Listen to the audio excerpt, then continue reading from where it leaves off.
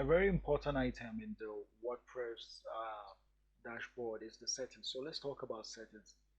Some of the settings are actually things you could do from the customizer right here.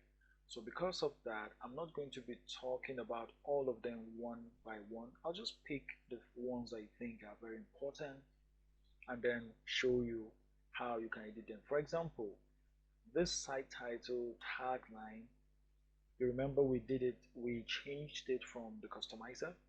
Now this is theme independent, this particular setting right here. It doesn't matter the theme you install. Even if you can't change it in the theme, you can always come back here and then change it. Another thing is the URL, but of course you don't need to change this URL. You will have no reason to do that. Once you do that, it's going to break things up in your site. So these are things you always don't want to change. The URL, your admin email. Remember I told you I created this email. It's a fake email, it's actually not real. So let's say you make a mistake like that and then you need to update it. Of course, it's important to have an active email. Sometimes WordPress might want to send you a security email or an alert or something, very important information. They depend and WordPress rely on this email to send you information. Now, membership. Once you check this, anyone can register. If you don't, then it will only have to be, it don't have to be when you install membership plugins like forum software or access control plugins and things like that. That is when that will come into fruition, but you don't need that. And then new user default role. So if anyone can register, what default role would you want that user to have?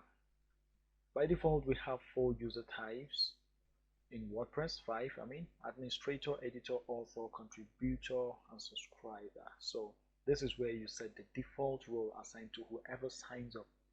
By the way, you can control this when you come to the users and then add new users. You'll be prompted to enter the user's details like username, email, his password, and then the role you want to give him. Then of course site language, time zone. This mostly you don't need to change this ones. Date format, I'm comfortable with this, I like this, so I won't change it. Time format, this way you change the time format. Let's see what again. Week starts on Monday or Sunday. You select whichever day that suits you.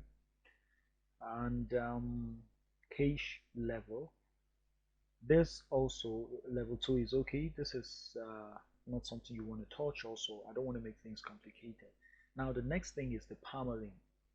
Permalink is very important because it defines how the links and the URLs of your posts will look.